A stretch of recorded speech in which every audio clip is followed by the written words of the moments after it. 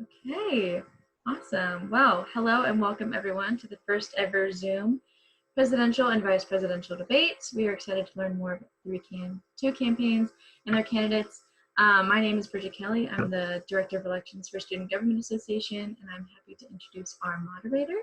Susan McCracken is the Director of Career Development and Economic Engagement at Appalachian State University.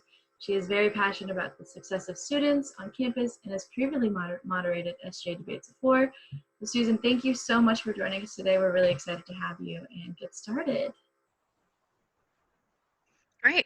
All right. Thank you. I'm really honored to have been asked, especially given this historic moment. So we're going to go by the guidelines that the Elections Committee and under Bridget's leadership has prepared. So let me just quickly give you an overview of how we'll proceed.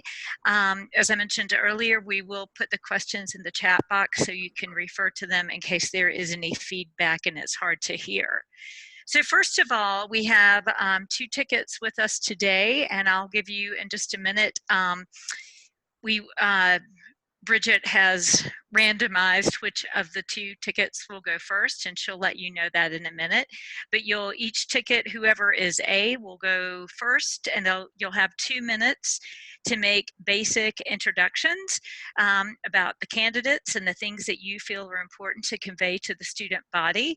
As with all questions, either one candidate can speak or both candidates can speak, but your time is a given. So if you have 2 minutes, both of you have to speak within 2 minutes. Each of you does not have a 2-minute time to talk.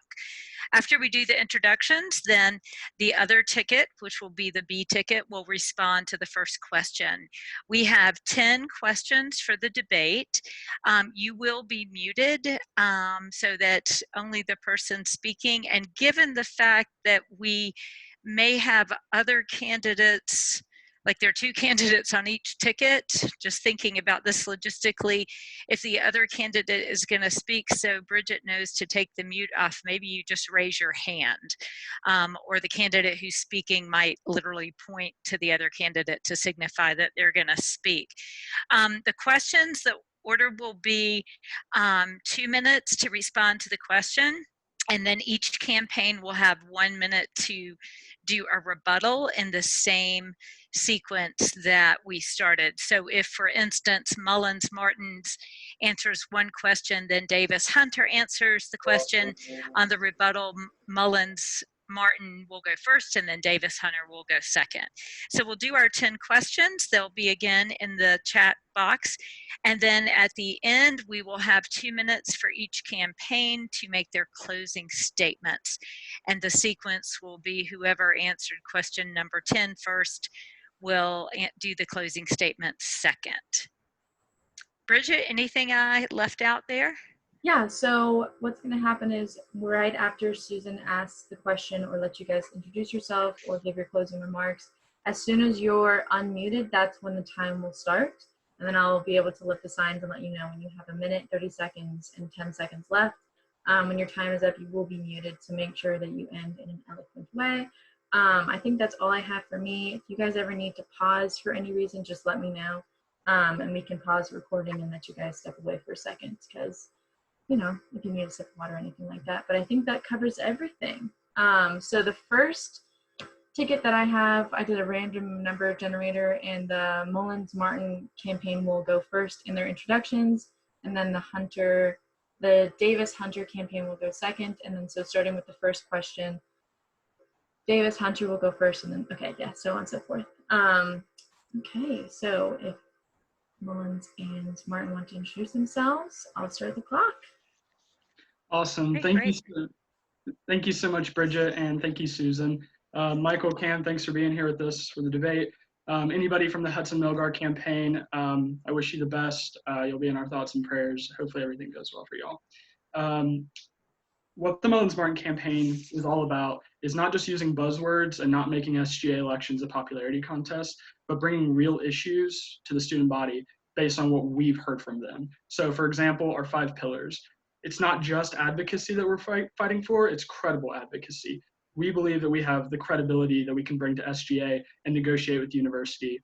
to bring lasting change. It's not just sustainability, it's sustain Appalachian. What can Appalachian do to prepare our students to live sustainable lives? And what can we do here at Appalachian State to be more sustainable? It's not just diversity, it's finding unity in diversity. It's bringing our campus together around diversity initiatives. It's not just academics, it's academic excellence. How can we make our academic programs world-class to compete with other universities? And it's not just governance, it's shared governance. How can we include all voices instead of just centralizing power in the president and vice president? Hey y'all, so my name's Carolyn Martin. I'm running for Student Body Vice President with Devin. And I know last year, freshman year, I came into SGA so excited to be able to find an organization that I was able to make a change in. And unfortunately, many senators have felt like that hasn't been possible for them in SGA. I have lived a life filled with service. And so alongside Devin and alongside everyone that is a part of our campaign, I want to help make sustainable change on our university. Our campus is over 50% female. And I'm the only female running on any campaign. So I'm excited to be able to run and advocate for all of those women.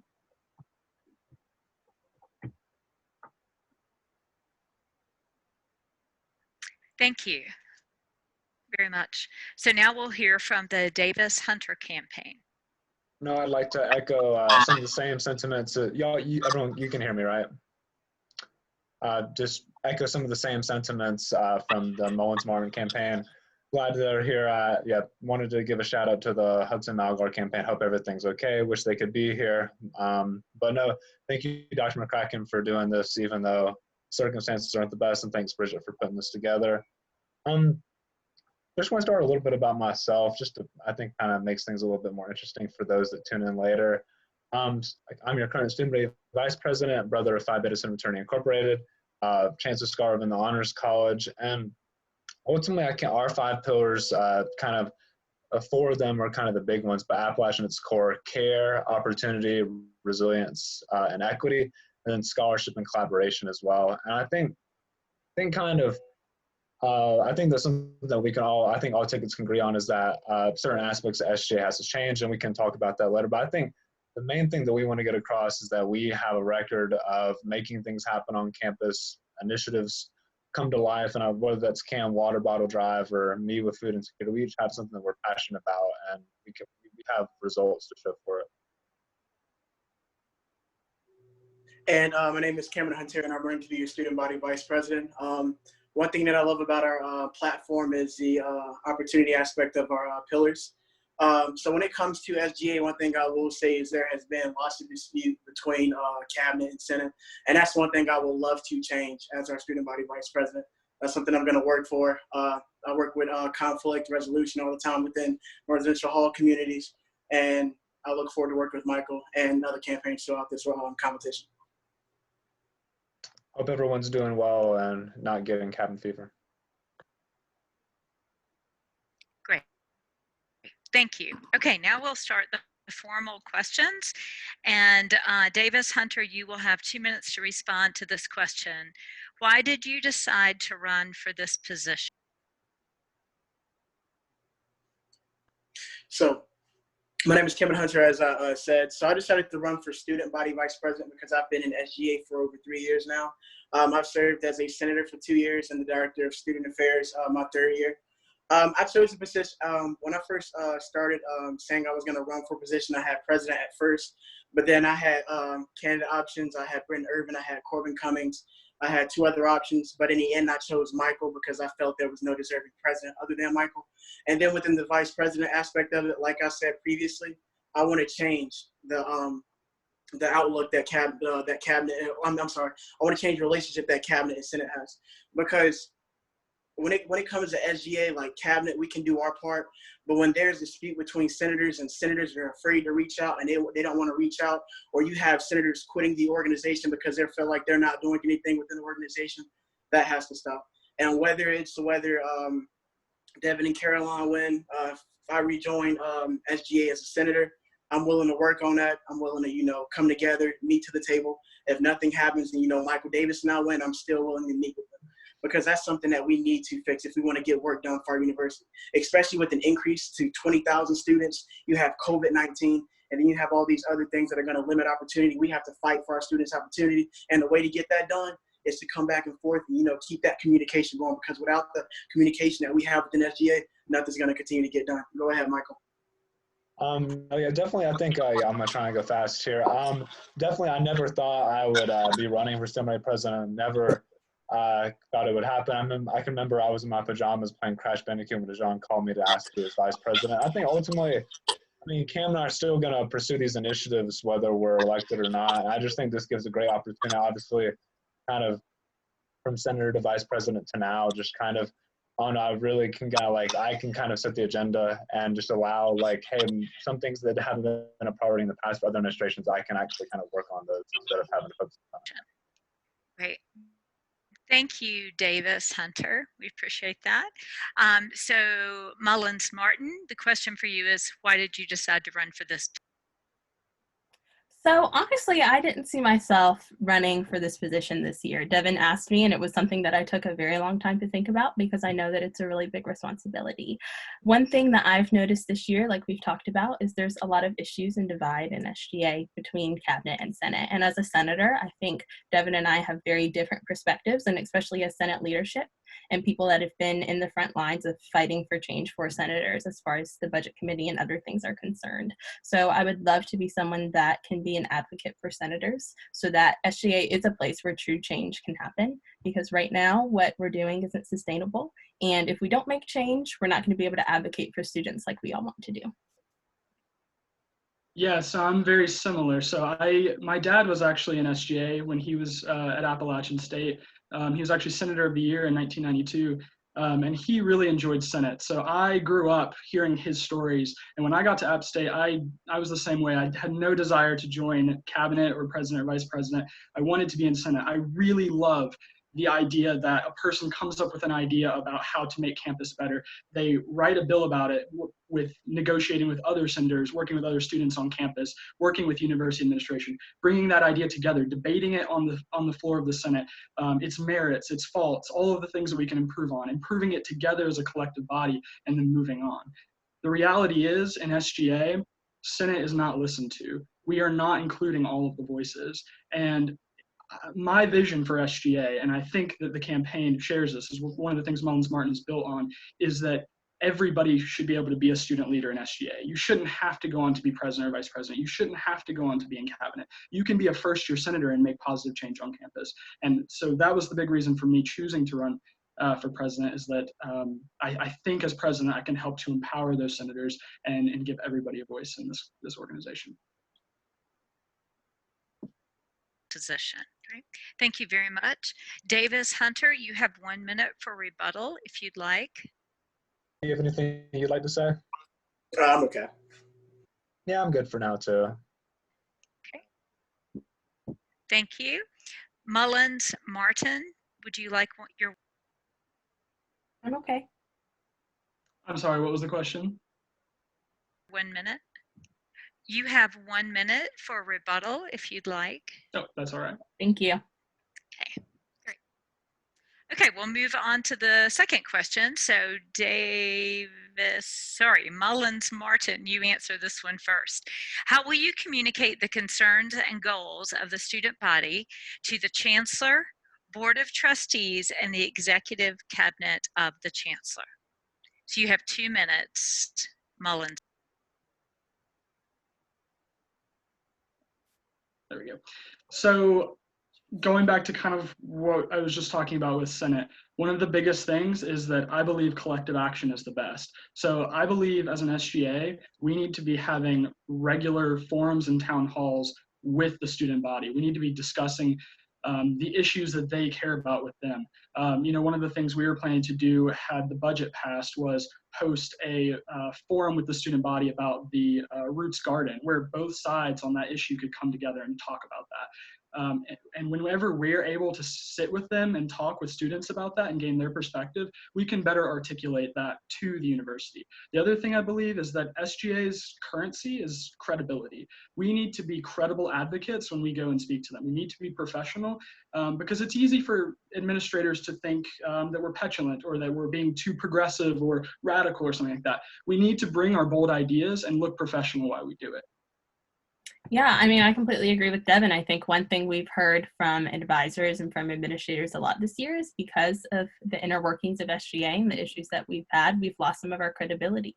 And I think the number one thing we need to do to regain that is to bring SGA together again. I think it's important that we're an organization that is unified so that together we can all make change. And that's the first step in order to make real change on campus. Martin. Great, thank you. Davis Hunter, you have 2 minutes to respond to the question. It's also in the chat box. I'm gonna go first on this one, Cam, if that's okay. But no, I think definitely one of the things about that question I really like, I mean, Chancellor Everett, I really feel really strongly about my relationship with her. I mean, ultimately she called me and brought me to the school, and I've got to interact with her for over 3 years. And one of the things I told her at our last lunch is that regardless of who wins the election, and this is before the COVID-19 crisis, maybe things have changed, but whoever was going to win is going to schedule a monthly one-on-one meeting with the president, vice president, Senate leadership person, or there's going to be some sort of meeting with a few people from SGA, and there's going to be a luncheon once a month focusing on an issue of sustainability, academic excellence, bringing Greek leadership, wellness, you name it. And I think just ultimately, I think definitely the organization maybe has lost credibility. I think some individuals within the organization still have their credibility. I mean, I like to think that Devin, I think all of us here that are here have individual credibility. I think if Devin goes sits down with JJ, I think if Carolyn goes sits down with JJ, or if Cam and I do the same thing, I think we still have weight. But definitely SJ brand needs to change. But I think I already have those relationships with those people. So I mean, I think that it'd be really. I mean, I personally love getting lunch with JJ and everyone else, and I've kind of articulated my vision already, and I can't wait to hopefully have a chance to actually do it. So sorry, Cam, I kind of took over your time. And then it is about the professionalism aspect of how you approach the issue, because whenever I reach out to one of the cabinet members or somebody that's like dealing with faculty and administration, they always reach back out. So I mean, that's how I get things done. Like for instance, it came to a stop sign idea that I had on the west side of campus because cars were speeding through Frankenbelk, and I'm already in that area. And students have this blind spot where they almost get hit. And I threw the bill idea on the table, but no one would take the bill idea. So I had to meet up with Barry Sauls myself, and then Artist Year, and I got that done after communicating with Artist Year. So it is about the way you approach the issue. So credibility is a thing, but some of us do have it, and some of us, but yeah.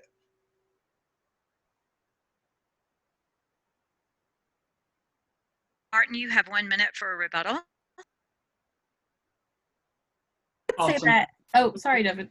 I was I couldn't hear anything. Yeah, sure. So I'm going to agree with Michael that I think as individuals, we all do have credibility, but I think it's still important as an organization that is going to be here long after all of us graduate, that this organization has a long-lasting reputation of credibility as well, because this isn't just about our administration, but it's about the reputation of this organization as a whole.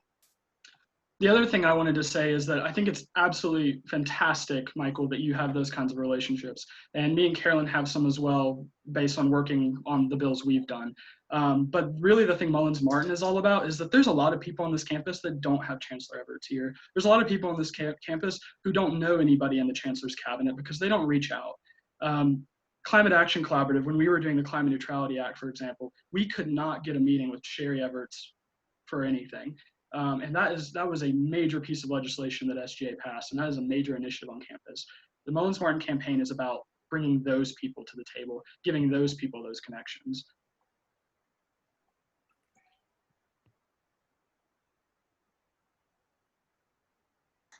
Oops, thank you. Davis Hunter, you have 1 minute for your rebuttal. No, yeah, definitely. That was one of the things I should have mentioned, that it's a privilege to have those relationships, and definitely that's one of our pillars is opportunity, because obviously, that's why I wanted the Bridget even can bring up the sustainability luncheon was supposed to happen this semester, but didn't, just because obviously coronavirus. But I think one of the things, hopefully, why these chancellors luncheons, I do not, they used to be an SJ exclusive thing. I don't want them to be anymore. We reached out to wellness people last time and they didn't get back to us. So my goal for those, for say once a month, is to bring, say the sustainability since August of 2020, bringing Climate Action Collaborative people from the Office of Sustainability and bringing people so they can have that access, because I don't think a lot of people feel like they can, and I think that's a really good opportunity to do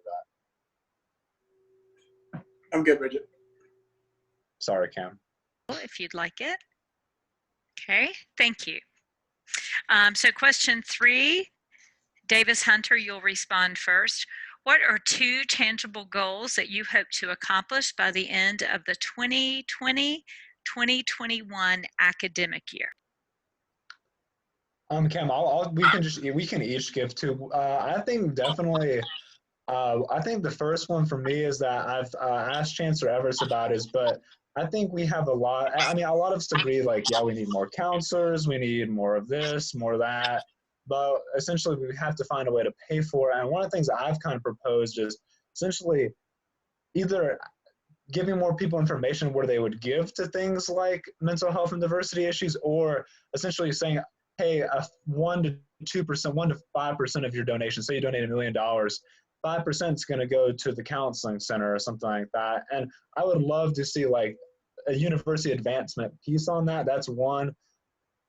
2, with food insecurity, I want this swipe meal plan system to be a huge success. And yes, it's an existing thing, but I want the Mountain or Meal Share program to essentially transition from money to swipes, which from a financial aid side of things is a disaster. I'm not a financial aid expert or anything like that, but ultimately, essentially saying hey, maybe can we get off-campus franchises that people want? Can they come on campus and people can use their flex dollars? I want that system to be a real success, because I know people have been pushing for it for a while.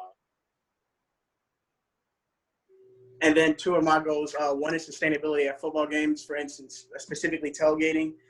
So what happens is students go to tailgates, they throw their trash everywhere, and then you go to football games and trash is everywhere, but then, you have NPHC organizations cleaning this up, and then it becomes an issue. However, we're big on sustainability. We're surrounded by animals, and I feel as if we should support our campus as we support our football team and clean up after ourselves during tailgating specifically. And then, like Michael said, the swipe access. So I've been on the food advisory board all semester, and one thing I will say is that we'll battle food insecurity, and it will also give people optional swipe systems for friends up to 5. So I think that's something that we should really get into play. So that's one of my big goals, and opportunity. Yeah. Great. Thank you very much, Davis Hunter. Mullins Martin, you have 2 minutes to respond. The question is in the chat box. Awesome. Thank you, Susan. So I think by far the biggest problem with not only Appalachian State, but our generation is mental and physical illness. We have attendance policies that do not accommodate for mental and physical illness at all. And we had 1 bill passed this year in SGA that's going to kind of try to help with that, but there's more work to be done. We would seek to make it a mandate that professors make attendance policies more accommodating for not only physical illnesses, but also mental illnesses, as well as helping with support in the counseling center. Another thing we really want to do is a Foods for Fine initiative. So this is something the University of Georgia does. And again, going off of what Michael and Cam said, it's there to help with food insecurity. It's the idea that when you get a parking ticket, instead of having to pay that, because we all know parking tickets, we get them all the time in Boone, there will be an option for you to bring food to donate to a food pantry, perhaps the Office of Sustainability one, and that food can help with food insecurity and it can replace your parking ticket. Yeah, something I'm really excited about is having chosen names and pronouns on rosters so that students are being called by the names that they prefer and the pronouns that they are identifying with, so that when they're in the first day of class, it's not a situation where they feel uncomfortable and they have to correct a professor in that way. And then something that I'm really excited to do is just engage the Boone community in our school. I think there's a lot of disconnect in Boone and our campus and our students kind of with Senate and Cabinet. It kind of parallels that. And I would like to see that resolved because I would love to see our community come together. I compete in the Miss America organization, and because of that, I have lots of connections within our community, and I would love to use those to make our campus stronger. Thank you very much, Mullins Martin. Davis Hunter, you have 1 minute for a rebuttal, if you'd like. You have anything to say, Cam? I'm good. I'm good too. I mean, I agree with I really like the food pantry idea. I think that's a good idea. Yeah, I think that would be a really awesome thing to implement.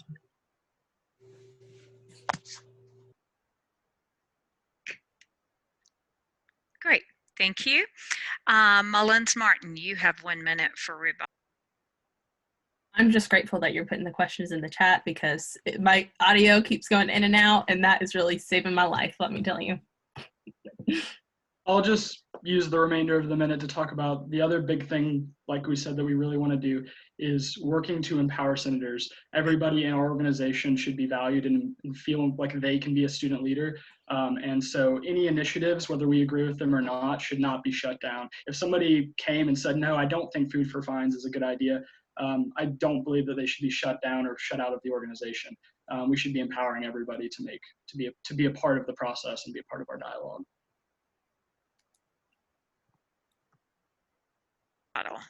Great, thank you. Okay, so question number 4 goes first to Mullins Martin.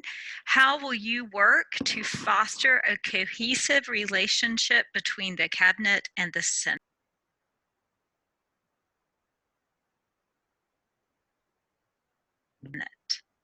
Sorry, you can go. You have 2 minutes. Carolyn, you want me to do this one first, or? It doesn't matter to me. You can go ahead. Okay, I'll go ahead. So I kind of just touched on this, but because it is a really big part of our platform. We have an entire pillar called shared governance that anybody can read on our platform at mullinsmartin2020.com. And they can read about the actual explicit policy points that we have.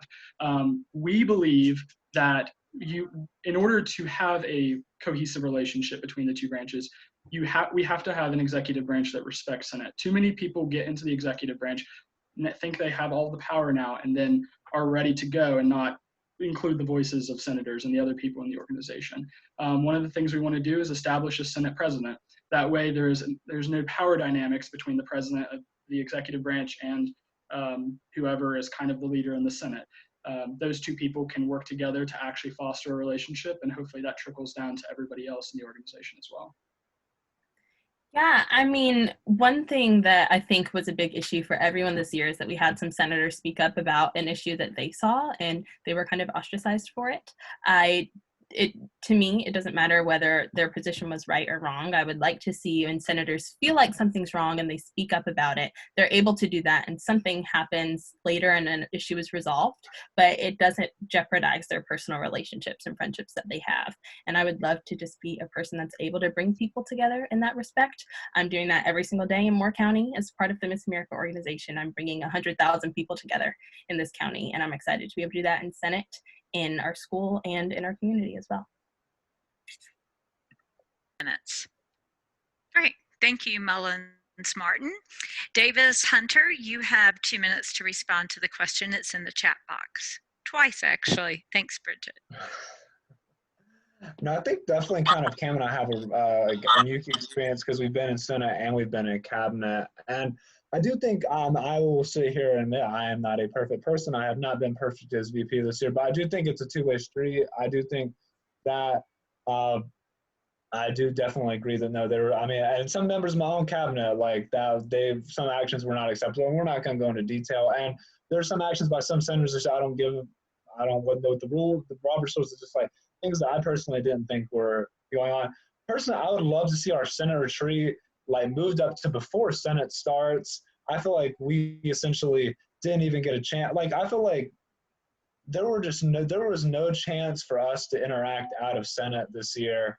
And it did that, and that just kind of essentially because SJ got locked in, it's like, oh, this is what Senate, and it's just like people where we couldn't walk out of that room and still be friends, which this is not a sustainable path forward. Wait, Bridget, do you already put the minute thing up?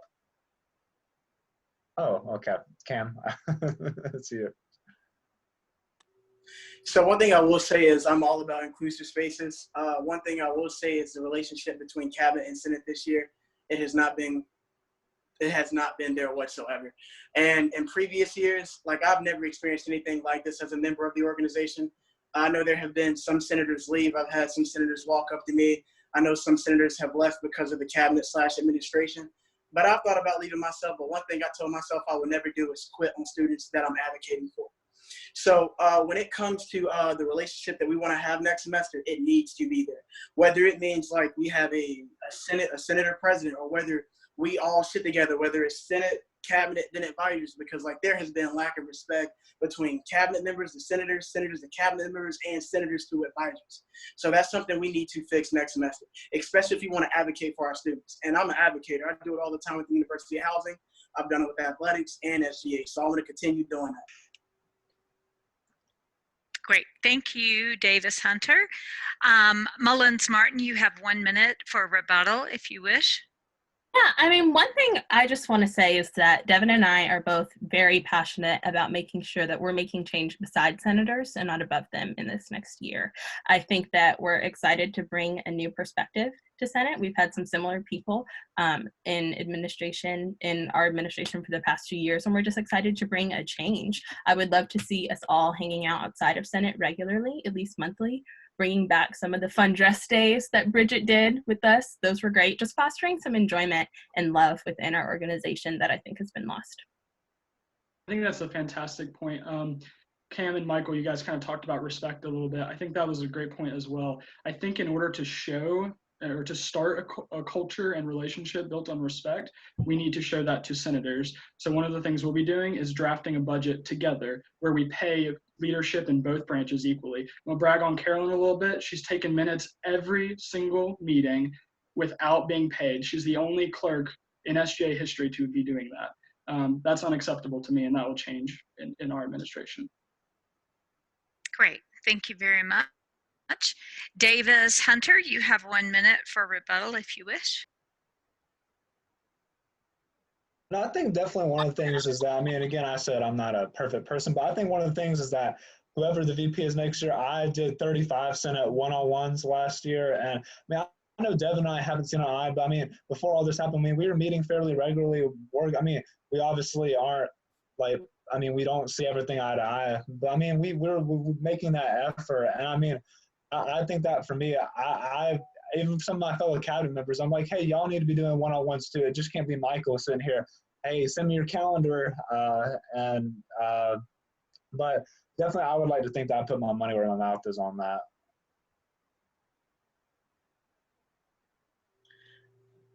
And then within the organization, as I stated before, I want it to be an inclusive environment. So I want everybody to feel like they matter within the organization. So as I said before, if that means we have to sit down, whoever's president, the vice president, to come to a mutual agreement, that's what we're going to have to do. Because Senate is just important as cabinet, and I've been stating that all year. Great, thank you. Question number 5 goes first to Davis Hunter. What are you planning on doing to include distance learning students on campus? That might be all of us.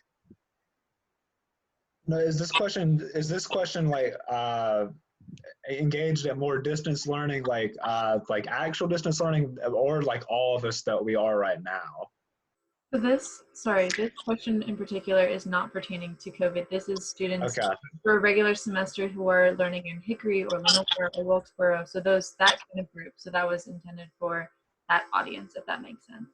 Okay, gotcha. Sorry, and I didn't mean to take up time there, but I haven't started your time yet. So. Okay, no, I mean, yeah, and I'm like being from Wilkes, and a lot of those distance learner people are like in my community, and I think one of the big things is that I think coronavirus has definitely proved a little bit is that we can be pretty good at doing stuff virtually. It's obviously not preferred, but I think that's one of the things that I've been proud of the university is that, yes, there are a lot of things that stuff we worked out, but we've moved a lot of our stuff online, and it's still like academic mentoring. I mean, I'm Dr. McCracken in career center, and then with telehealth, with wellness. I mean, and then I want to essentially, I definitely feel like distance learning students are obviously feel really out of touch. I mean, I would love to have them like, is there a distance learning like campus orientation or like a day for them? I mean, I think that would be really nice because I don't know, like, I think a lot of people just like to think of online students as just like money makers that don't drain on their resources, which is actually a pretty terrible way that people look at it. So I think that's a good way to start. And then I personally also feel like a newsletter would be a great idea as well. I know one thing personally that I've been advocating for throughout the past year is communication, whether it's communication with construction on-campus students or there's communication with SGA and the rest of our students who are surrounding our university. Because I feel like it's very important that we include those students as well because they are students off campus, but they're still students. So most importantly, I feel like communication, maybe it could be like a newsletter or whether it's a SGA newsletter. So my option is to go towards a newsletter for sure. Or whether it's these online Zoom meetings because Zoom is a great resource. And I'm pretty sure professors and administration organizations are going to start using Zoom. So it's a great resource to, use next year as well. No, I think we got 10 seconds now. I think definitely with SGA, newsletter, the Appalachian App TV and WASU, we don't make use of those resources. We have all these great student media outlets where we could brand our organization better. And I feel like we have not touched on that at all. Great. Thank you, Davis Hunter. Mullins Martin, you have 2 minutes to respond, and the question is in the chat box. So there's a number of things that we can talk about we have in our platform. Firstly, before I get to those, I want to say we should have distance learning representation in Senate. That's what we're all about. We should have people that can actually represent those students in Senate because we don't currently have them, and me and Carolyn won't have all the answers. The things that we do have in our platform about this is, one, we want to make lectures more accessible for everybody. So even students on campus, if you're in a huge lecture class, professors should be posting those on As You Learn. There's no reason that they shouldn't be. Second, we want to expand certificate programs. Not everybody needs to come to App State for a 4-year degree. App State doesn't offer a lot of certificate programs for students, and a lot of distance learners do those things. 3, we should be eliminating some fees for distance learners. They do not do the same things on campus as students who are on campus do, and so they shouldn't be held to some of those same fees that we have to pay. And 4, we should have distance learning parking. Last year we made parking for student veterans. That was an incredible bill, but for distance learners, they still want to come to campus sometimes. There's still opportunities on campus for them to come and visit and spend time. They should be able to come and have parking spaces available specifically for them. One great thing that we're seeing right now is we're all being forced to be distance learners. And so we're kind of seeing what that looks like, especially for some of us like me who have never had that experience. I haven't really even taken classes online at App. So it's been a great experience for all of us to be able to see what that's like and the difficulties that come with that. I do think that just more transparency and reaching out sooner with professors would be great. I know this is a really uncharted time for all of us, but I know for me, that was something I struggled with my professors, and I can't imagine what that would be like every single semester. And then again, just making sure we're engaging them not only on campus, but within SGA as well. Great, thank you. Davis Hunter, you have 1 minute for a rebuttal. I'm good. No, I think this reminds me of, I'll just talk a little bit. This reminds me of a student that was in my econ class. He was taking he had, I think 5 Tuesday, Thursday classes. He lived like past Lenore, drove like an hour and 30 minutes every single day. And just kind of like that's, obviously distance online versus, the commuting students is different, but I think that's one thing too, is obviously I don't think anybody enjoys being on Zoom for 7 hours a day. But I think just ultimately, I love the distance learning SGA Senate seat options because I feel like, I just feel like the model for online students doesn't need to be mainly that their fees, they pay all these fees, but they don't get to use them at all. I feel like that's a little bit exploitive. And I'm good. If you'd like. Great, thank you. Mullins Martin, you have 1 minute. Well, thank you, Michael, for liking our policies. You can read more about them on our platform. I think, again, I really want to stress that first one. We don't currently have a model that represents those students. And even if some of these ideas, some students who are distance learners may disagree with even the ideas we just expressed here. But if they are able to be represented in Senate and bring those ideas to the table and collaborate with other senators from across campus, that is an excellent model, and those people can bring change themselves. So it doesn't have to be from us. We can just empower them. Yeah, and I'll say during this experience, I can say that I appreciate and admire the tenacity of those students because I'm having a difficult time to have the opportunity to advocate for them, whether it's in the student body vice president position or not. You want a little bit more time. You broke up a little bit. Oh. Yeah, say that last part again, too. For a moment, can you repeat that? Yeah, just repeat what you said. Oh, okay. Well, I was just saying that after this experience with COVID-19, I appreciate the tenacity of all of those students because I've had a difficult time with all of these classes being online. So I can't imagine what it would be like consistently. And I'm excited to have the opportunity to advocate for them, whether it's in the student body vice president position or otherwise. Great, thank you. So question number 6 first goes to Mullins Martin. What do you think makes an effective leader for a student government organization?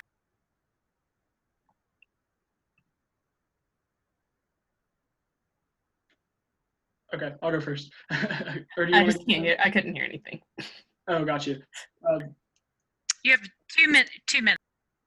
Okay, cool. Well, I'll go and then let Karen go. I think there are so many different ways to be a leader. I took a principles of leadership class last semester, or my freshman year, and I learned so much about the many different types of leaders you can be. The kind of leadership that I practice is servant leadership, and I think that an effective leader in SGA, I think that style works. I think serving the people in the community, and Carolyn had a great line earlier about not making change above people, but making change right there alongside them. That's the model that servant leadership uses.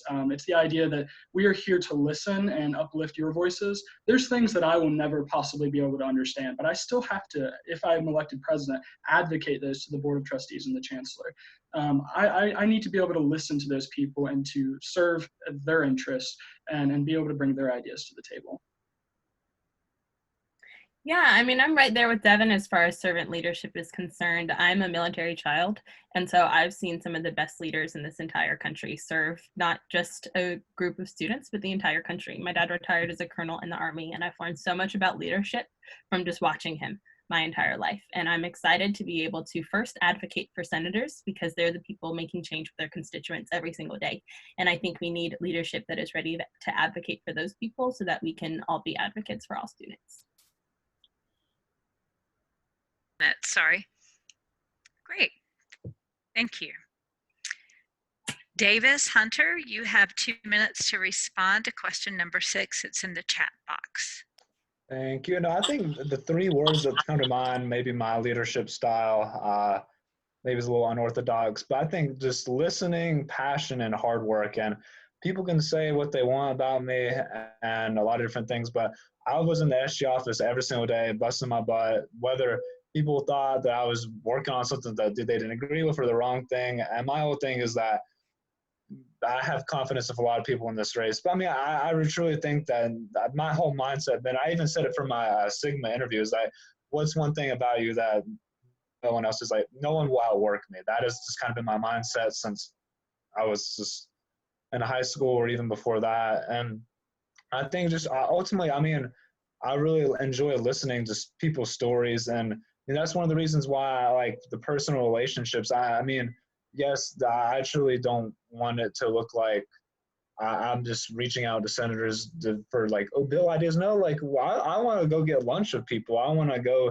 like, well, what do your parents do? Where are you from? Like, what do you want to do after this? Like, this, at the end of the day, this is an organization. Like, that 4 years, this moves on, and there are other things in your life. I mean, and ultimately, too, you want to have those relationships after you graduate. And I mean, I'd love for all of us, all 3 tickets to go get something after, when the world gets back to normal. So. And then for a true leader to join SGA, I feel like a true leader is just someone that wants to make change. Like when I first came out, I didn't do anything. I just joined SGA because I wanted to make change, because I feel like I can make change within my community. So I feel like someone that wants to make change, someone that's going to listen, and then also someone that's not going to limit themselves due to others' state, like trying to place them in these certain areas. Like you have to get yourself out that area.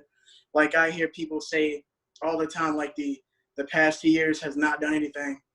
So I mean, like within their cabinet, like I know I've done something regardless of the situation, because like you have to put yourself in these situations. Place yourselves where you don't see people like you, Because I mean, if you want it done, you'll get it done. Thank you, Davis Hunter. Mullins Martin, you have 2 minutes to respond. The question, oh, you've already responded, sorry. You have 1 minute for. Yeah, I mean, one thing I think is that we all have different leadership styles, and that's what makes a really great group of people, is that everyone's different. I just think SGA needs a change, and I'm excited. Devin and I are both excited to be able to have the opportunity to make that change. I'm excited to be an advocate for women on this campus because like I said earlier, I'm the only female on any ticket. And so I'm excited to have that perspective as a female, although other people can make positive changes for women. None of them have the perspective that I have. And so I'm excited to be able to bring that to the table. Yeah, I would echo that as well. So firstly, Michael, Cam, you guys should both know that I think I can speak for me and Carolyn both when I say we really do respect, Michael, your hardworkingness, and Cam, everything that you've given to your cabinet position. But again, the thing that me and Carolyn are trying to bring is new faces, fresh ideas to the administration. It's a great point. We had 2 male identifying people in the administration last year, and we're the only ticket this year who has a female identifying person. So I think that would bring a new perspective. A rebuttal. Great. Thank you, Mullins Martin. Davis Hunter, you have 1 minute for rebuttal if you wish. You want to go first, Cam, or are you good? I'm good. No, I think definitely for me is that, definitely, I addressed that. I wish Hudson Malgar here because the critique of not doing anything is not really a tactic. Your campaign, that's theirs, but they're not here, so I'm not going to bring that up. But I think definitely for me, obviously, I'm aware of my identities in this role and that sort of thing, but I think for me, every day I was like, I want to be an ally, and I have a lot of strong women and people of color in my life, and whether that's from my fraternity or even people on my campaign. And my goal is, even I think Devin said it pretty good earlier, is that there's no way I can like become you or anything like that, but I listen, and ultimately I can maybe kind of learn how I can best serve people. But at the end of the day, I think the best thing we can do is kind of acknowledge a difference. I think when we know all those people who say they don't see color, those sort of people, and I think ultimately too, like difference is something to be acknowledged and respected. And I do wish more women were running. And I wish there were more tickets. But obviously, me picking Cam hadn't. That was you know what I mean. Great. Thank you. Number 7, Davis Hunter, you get to answer this one first. Besides COVID-19, what is the biggest issue that Appalachian State students face on campus and in the daily lives of students? And how would you plan on addressing these issues? Do you want me to repeat that? Yeah, can you repeat it one more time? Besides COVID-19, what is the biggest issue that Appalachian State students face on campus and in their daily lives? And how would you plan on addressing? Ooh, you use the magic word one, so I'm gonna have to pick one. I definitely feel like there are a bunch of different things: climate crisis, mental health, the 2020 election. But I'm definitely gonna go with the mental health because as someone who's used the counseling center themselves, never thought they would end up using it. And that sort of thing is just definitely, we hear all the time again, it's like, man, like if you want to get certain appointments, we have one psychiatrist. And I know, like, I was just like playing around with the availability. Like, if you didn't get in before January, then you were like, you weren't going to see them that semester. And I think that is definitely something that I've known with Dr. Howard about. I was like, okay, enough of the chit chat, enough of the like, okay, we need more counselors. Like, I think I proposed an actual option for how we're going to get the money to do that. And maybe it's not a good idea. Maybe people think it's not a good idea, but I think ultimately at the end of the day, yeah, you're going to have to pay those people, and you're going to need a new revenue source because the state's cutting our funding. So you got to get creative, and I feel like that's a creative solution without telling people how to spend their money and kind of maintaining that little, like, people can donate, but like, hey, we're trying to nudge people a little bit. And I would say food insecurity. And the reason I say food insecurity is because we have food insecure students. And one thing I will say is John Ekman and Pam Klein have come up with an amazing outcome for food insecurity, where they want to switch from money to swipes, give flex dollars, optional swipes to students that come on campus. And I feel like that's a great way to fight food insecurity. So that's one thing that I'm going to tackle, regardless of the role that I'm in, regardless. So food insecurity is my biggest one. These. Great. Thank you, Davis Hunter. Mullins Martin, the question is number 7. It's in the chat box. You have 2 minutes to respond. So to me, and what I believe is just a fact, is that the single greatest threat to humanity right now is the climate crisis.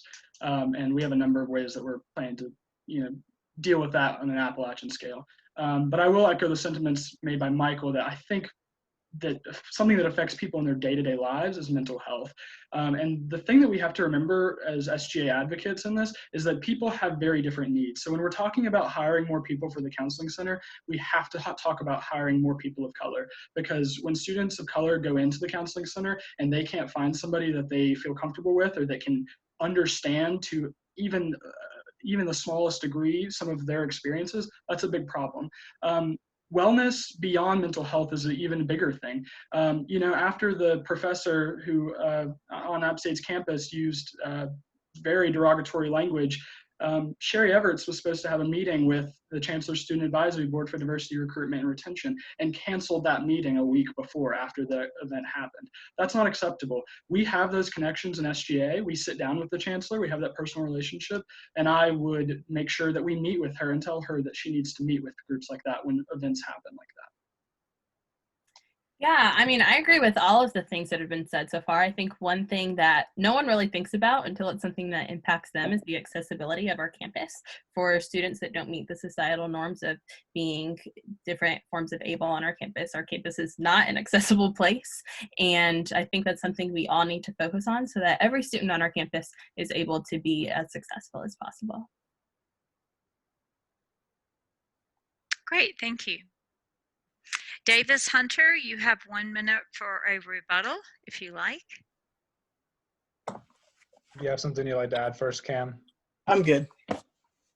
No, yes, just really brief. No, I mean, yeah, the phrase in the question, I mean, obviously the climate crisis is going to define our generation, but I was thinking in daily life, man, it honestly brings us up something that came up from a UNC-ASG meeting, is that a lot of people, like, one ticket was making climate neutrality, like fossil fuel divestment, a thing for the system. And a lot of people are disagreeing with that and saying more people have more important things to worry about, which was a little bit surprising to me. I was like, I feel like both of those could coexist. I don't want that mindset to be like, nah, like, don't worry about climate crisis, mental health, and food security. No, they coexist. So, and we can mutually coexist. Great. Thank you. Mullins Martin, you have 1 minute if you'd like.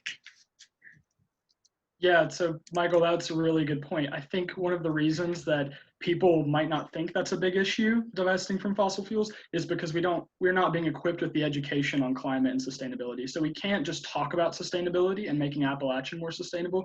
We need to talk about incorporating climate literacy and sustainable literacy into our curriculum, because that's what really prepares students for the future. And that's a big part of our sustainability platform. Yeah, I completely agree. I mean, I think we need to make it easy for students, no matter what is going on in their life, to be able to focus on that. It needs to just be a part of our daily lives and not something that needs to be an add-on. Great, thank you. We've got just a couple of more questions. Number 8 goes first to Mullins Martin. If COVID-19 continues to affect life on campus next academic year, how will you choose to best serve the student body?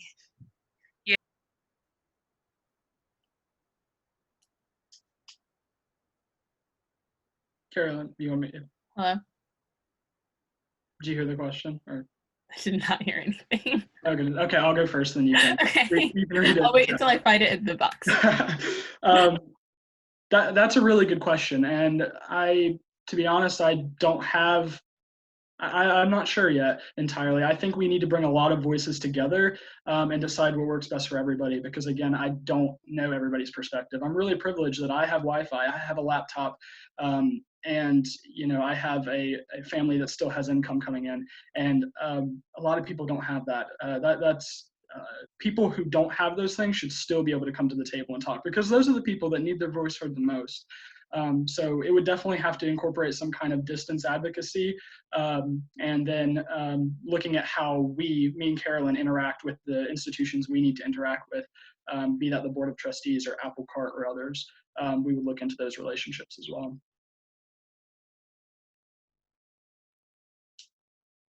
Yeah, I mean, I'm going to say chances are minutes. it will continue to impact us into next academic year, whether we're on campus or not. This is probably going to continue to impact us for a while.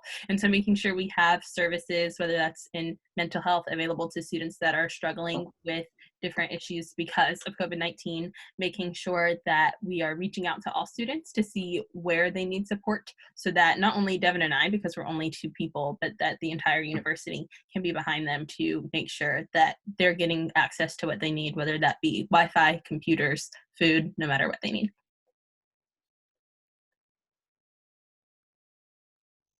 Thank you. Davis Hunter, you have 2 minutes to respond to question number 8, and it's in the chat box. Thank you. No, it's definitely something that I've, wait, sorry, you want to go first, Cam? Oh, no, I'm looking at the question. You got it. No, definitely something we've thought about. I've kind of, it's like an unfortunate reality is that I think that this is going to be what happens fall 2020 for at least a good chunk of it, which is not good. And I think one of the things I've tried to do is be at as many of the town halls and things like that as possible, just to kind of, that's the whole thing is I complain, and then I realize, I'm healthy. My family has still got an income. I have Wi-Fi, whether it's University of Highlands Wi-Fi or not.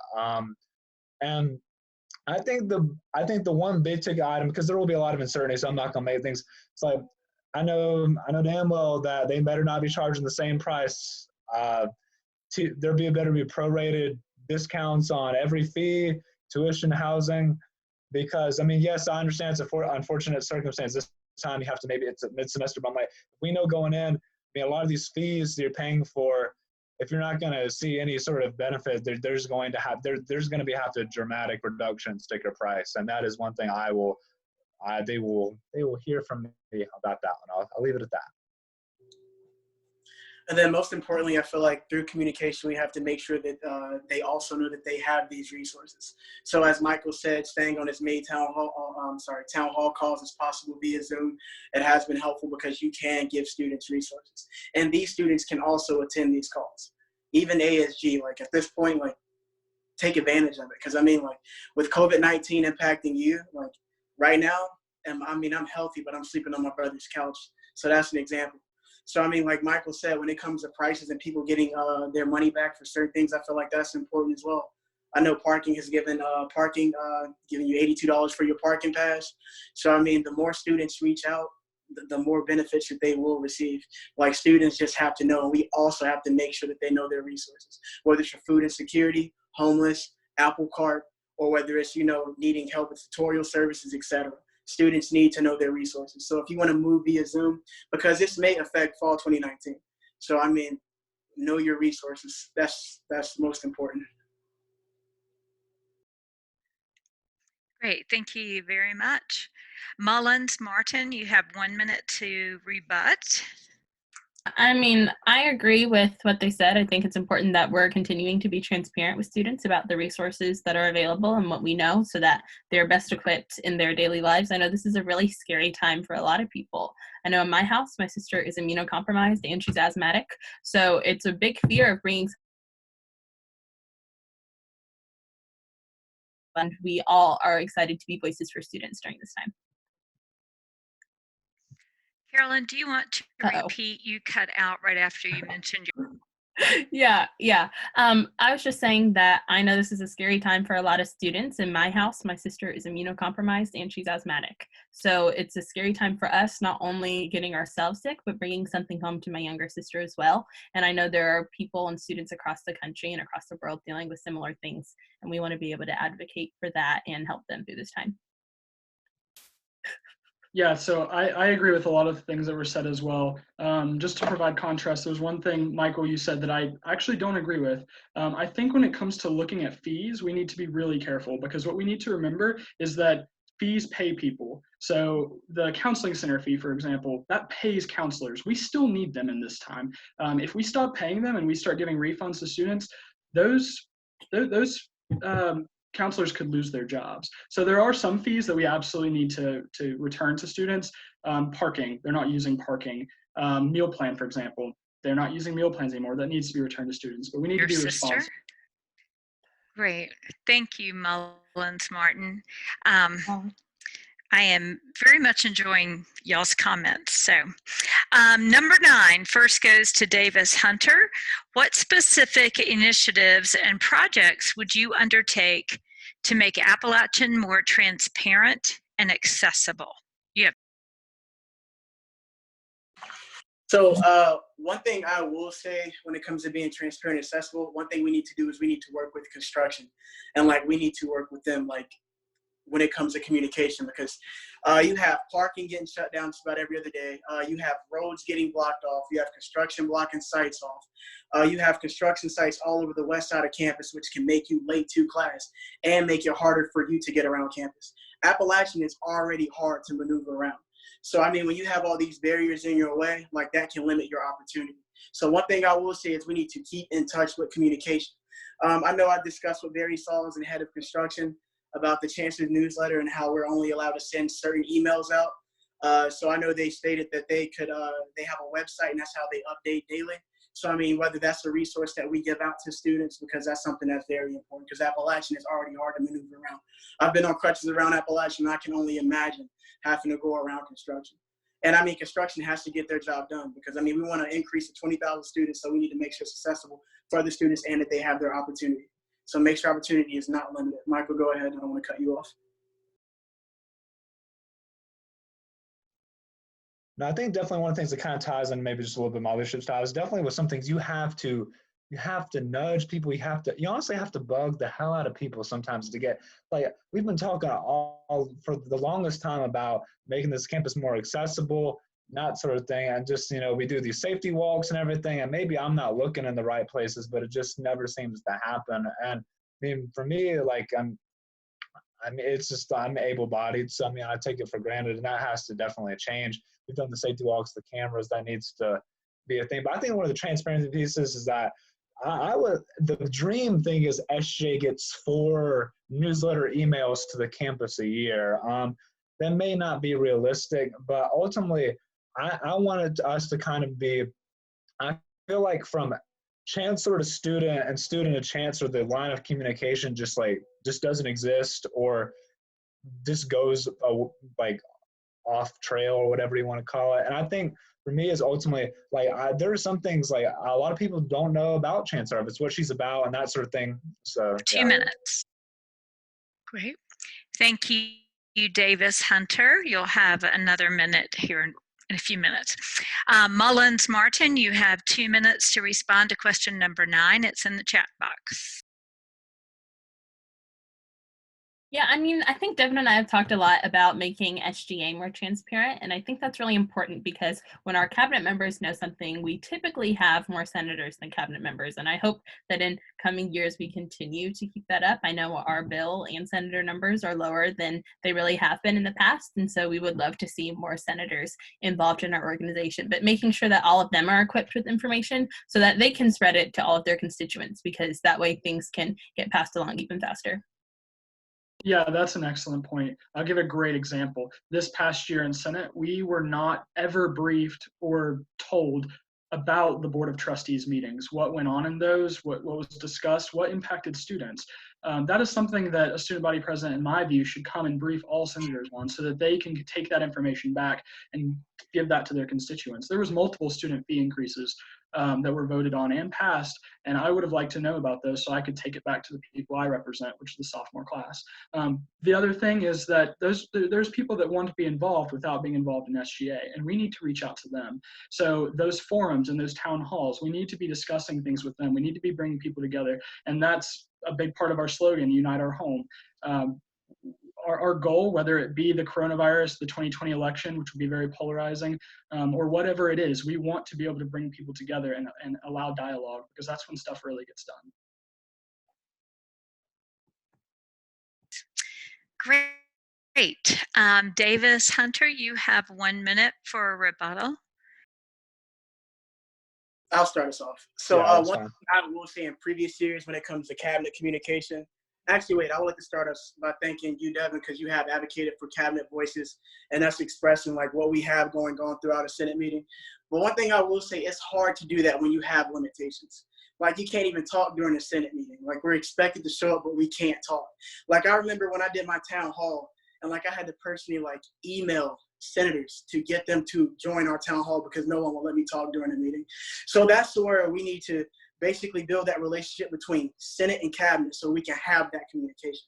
Because when you limit cabinet, how are we going to communicate with you guys? I mean, I see you in the office, but not every senator comes to the office. And that's one thing. But Michael, go ahead, because I don't want to take up all the time. I think for me, yeah, sorry. I definitely think for me, my leadership style is I'm not micromanaging, but like hands-on. Like I like to be like, hey, here what's going on that thing. I know, like I know Dejan offered to meet with people about the board of trustees, but no, I would definitely. I mean, I'd love to know more about what's going on that. And that's something as a trustee, as student body president, I would love to do just during my time and kind of give a rundown of each meeting.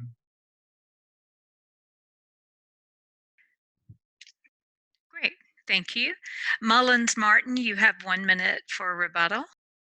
Kim, I will say that I completely agree with the fact that it's difficult when cabinet members aren't allowed to speak. And I think one thing, and I will give Xana Kukral credit for it because it's her idea and I'm not going to take it, but having a newsletter for cabinet members so that even if something happens and we're not getting to that part of the meeting or, it's at the end of the meeting, people kind of aren't listening. I'm listening because I'm typing everything, I promise.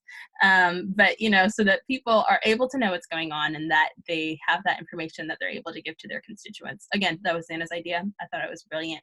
She's a part of our campaign. And for us, we are not just a campaign that's me and Devin, but it's an entire group of students ready to make change. Yeah, absolutely. We're going to be including Xana and others in those processes. The other thing that I wanted to just add on, again, for just rebuttal and contrast, is that we don't want there to be a double standard. Yes, cabinet, I'm very open to having a conversation about cabinet's role in Senate meetings, but we have to remember that they're Senate meetings. Just like cabinet meetings are cabinet meetings. Senators are not invited to cabinet meetings. In fact, many cabinet meetings last year at least went into executive session and the Appalachian had to leave, as well as other guests. When we start inviting senators to those meetings, I think there will be a more equal discussion there. Great. Thank you very much, Mullins Martin. The last question we have goes first to Mullins Martin. You'll have 2 minutes to respond. What would be your main priority to support student groups? What is lacking? What is most lacking right now, and how would you address that? So what is your main priority to support student groups? What is most lacking right now, and how would you address it? You have So I believe a couple of things. One, we cannot expect student groups to come to SGA. We have to reach out. That is a huge part of our platform. We have to reach out and go to them and give them a voice. Two, whenever we do reach out, we should reach out and try to bring them in. We did not have a sustainability committee in Senate, for example, this year, despite both of the two presidential candidates here just admitting that climate change is the biggest crisis for our generation. We should have a sustainability committee, and we should have somebody, the director of elections perhaps, actively going out and seeking recruitment for those committees, going to Climate Action Collaborative and saying, come on, what are your ideas? Bring them to SGA. We have a committee where you can discuss and write legislation about this. Chancellor Student Advisory Board, are there things that are not happening? BSA, what are the things y'all need to see? Let's create a committee for that in Senate where you can negotiate and discuss with other senators and bring those ideas to the table. Yeah, I mean, I think it's important for us to be really visible on campus so that students know who to go to with ideas like that. And not only Devin and I, but people that are part of our campaign and senators as well, to be visible so that when people have great ideas that are going to make our campus better, they know who to come to. Because Devin and I aren't going to have all the great ideas. Other people have amazing ideas from their perspective and from their backgrounds that are going to make our campus better. And I want to hear those so that we can all work together. Few minutes. Thank you, Mullins Martin. Davis Hunter, you have 2 minutes to respond to question 10. It's in the chat. No, I think one of the main things that comes to mind for me, at least, is that the priority is only a certain group of organizations. I know our campaign, I mean, we reached out to a lot of people who call like the Star Wars Club, things that people don't think about, because ultimately, I mean, when we meet with them or Zoom them or they give us something like, I write down their different things, because obviously, like the idea that everyone's just going to magically make their way to the SGA office that's just not going to happen. And you got to be proactive rather than reactive. That's probably like my favorite sentence ever. And so I think definitely for me is that like President AGD that we talked to, she's like, a bid day used to be on the football field. Like, could you guys get that back? Like, we're on Sanford Mall, and it's not as always as good. Like, why did that happen? That sort of thing. And it's not like I wrote it down and it's on my list of things to address. Obviously, focused on COVID-19 stuff first, but like just things like that. And ultimately, I mean, yeah, like I think a lot of people's idea of organizational outreach is during the election and let's reach out to greet and organizations and the ambassadors. And I think that's something that like just a lot of people have just kind of gotten guilty of. So that's when we got our organizational outreach chart. Like I went through all the whole AppSync registry and like went one by one, which, like is it's a tedious process, but I want people on all clubs to think that we serve them. And one thing I will say is when it comes to organizations, I feel like there is lack of communication between SGA and other organizations. And that's something that should be fixed, because like we're an organization that advocates for all students. And I know like you have like other organizations supporting campaigns, but like at the end of the day, like we tell everybody, like we're student advocates, so we're going to support these students regardless. So I mean, for sure, keeping in touch, whether it's with every organization. So I mean, like we need to reach out to every organization, whether it's like an SGA newsletter or whether we have, actually, Devin, I do agree with that idea with the committees where you go out and reach out to other organizations. So that's a great idea as well. I'm good. Yeah, we good. Chat box. Great. Thank you, Davis Hunter. Mullins Martin, you have 1 minute for a rebuttal.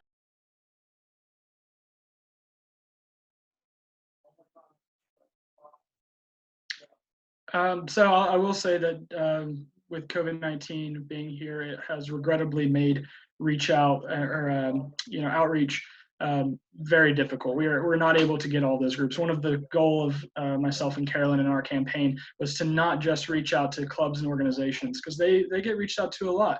There are ones that are left behind, like I'm sure the Star Wars Club and others that we want to hear their voice. But there's people that aren't involved in any of those things that work full time, and they have to they don't have the time to be a part of a club, and they're just trying to get their degree and move on and make things better. Those people's voices matter too, and we really want to reach out and then be an advocate for them as well.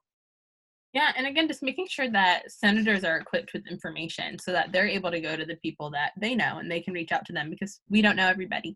And so making sure that senators and other student leaders on campus have information that they can take back to people they know and their constituents is really important.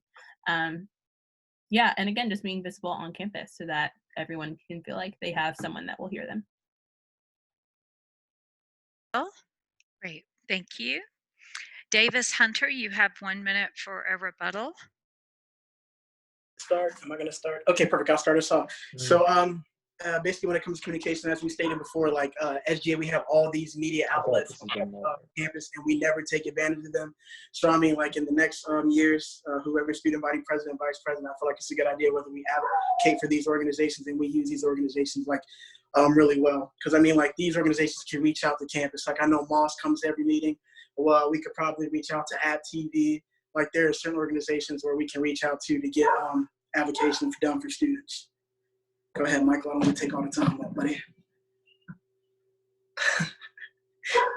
No, I accidentally clicked unmute on my microphone again. So, but no, I think the thing for me, it kind of keeps referring to that communication channel I keep talking about from student to chancellor, that just, and from chancellor to student, that it's not working right now. And I mean, yeah, I think that's a really good point that you brought up, Devin, that not everyone's in a club and everything too. And I think that's a really good point. Ultimately, I think for me, that's not like the end all be all. I think it's just good. Like, I mean, obviously it's good to start organized groups and then go out, but that's a good point that I didn't necessarily think about at first.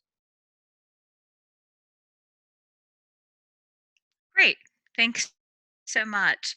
So y'all have gone through a lot of information. You've shared a lot with us.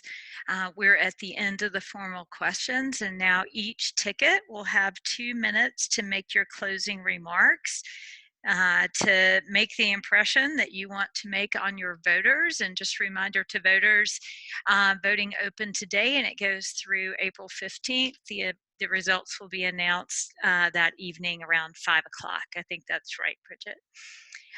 So the first ticket to make your closing remarks will be the Davis-Hunter ticket.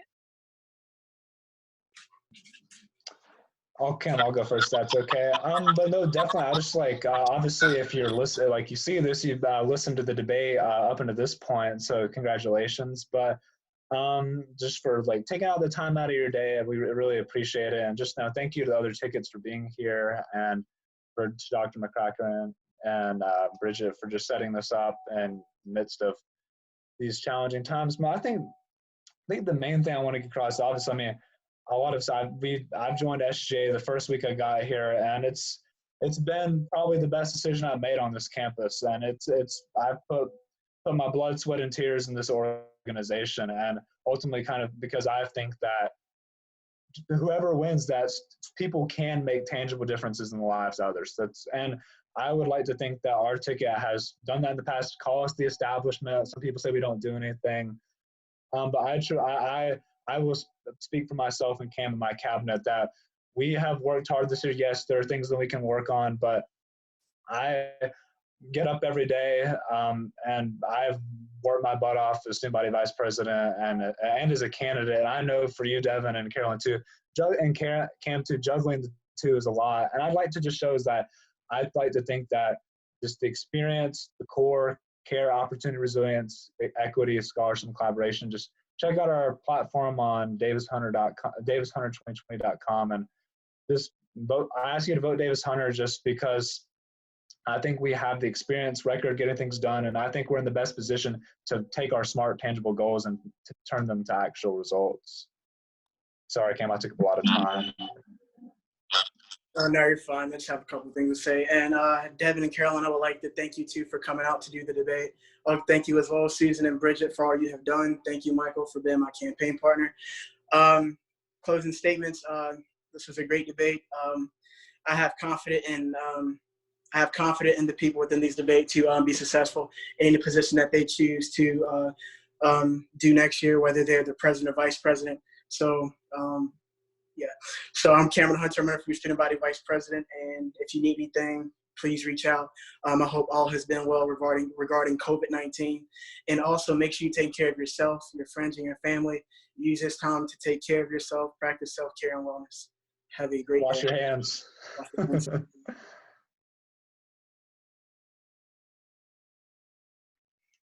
I have my Lysol here in case y'all got too close. Thank you very much, Davis Hunter. Mullins Martin, you have 2 minutes to make your final comments. Fantastic. Well, thank you, Susan, for moderating, and Bridget, of course, thank you for everything that you do.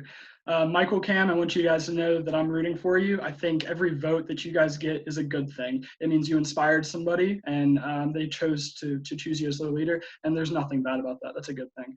The reason me and Carolyn are in this race and fighting for those votes just like you are, and the reason we hope we get the most and win this thing, is because we believe we have the experience, perspective, and vision to make positive change on campus. So Carolyn's perspective as the only woman of color in this race, my perspective as a LGBT person would be the first LGBT president, bringing those unique perspectives to the table. Our experience in Senate to bridge that cabinet-Senate divide and finally empower those senators who feel like they've been left behind or dragged out of the organization. And then the vision of including everybody and being really bold with our goals and vision. We're incredibly proud of our platform because everybody on our team contributed to it. It wasn't just Carolyn and I. So that's why we think we're the candidates to vote for. And Carolyn, I'll let you say more. Yeah. Oh. Good as well, sending them lots of love during this time. I know it's a difficult time for, can you not hear me again? Yeah, sometimes you're breaking up, so just start over. Okay, great. Well, I was just saying thank you to everyone that was here and involved with this today and everyone that ends up watching it. And it's just sending a lot of love to the third ticket that couldn't be here today with whatever's going on. I know that for me, this year I wasn't going to come back to SGA. And thankfully, thanks to Emily for surprise nominating me to be Senate clerk, I did, because I am so grateful for the opportunities and things that I've done this year. And I would have really regretted it if I would have left. I've loved my experience in SGA this year. But our numbers in SGA, as far as bills and senators, are lower than ever. And that's because we have leadership that is advocating for senators so that they can advocate for students. Like I said earlier, Devin and I are excited to serve by senators and by students and not above them so that we can all make real change together. And I'm excited to be a leader for you all. Devin and I are already leading, and we're excited to continue to do that, hopefully in new roles. Great. Thank you all for what you're doing. I'm very sorry I didn't get to meet, or we didn't get to have Caleb and Michael with us. And I guess just in close, I want to let y'all know just like I feel like I have these moments where you really inspire me on lots of different levels. Regardless of who wins this election, there are 3 tickets running, and I am confident in the future of our student body's leadership with all 6 of you having a leadership role. And I challenge you, whether you are elected to be the president or the vice president or not, to step up to the plate like you're already doing. Don't lose sight of what's important to you, your values, and I really want to thank you for your service. So that's all I have to share for the official part of this. Bridget, anything that you want to say in closing? Yeah, I just want to thank you guys so much for being accommodating to this brand new virtual debate that we've experienced this year. Maybe this sets a precedent, hopefully not, but you guys have been really patient with this whole process, and I really appreciate it. Susan, I appreciate you so much joining me on this virtual journey, and I just want to remind everyone again to go out and vote and make sure you're participating in your student government elections because you have a great selection of students to choose from, and so I'm really excited for you guys.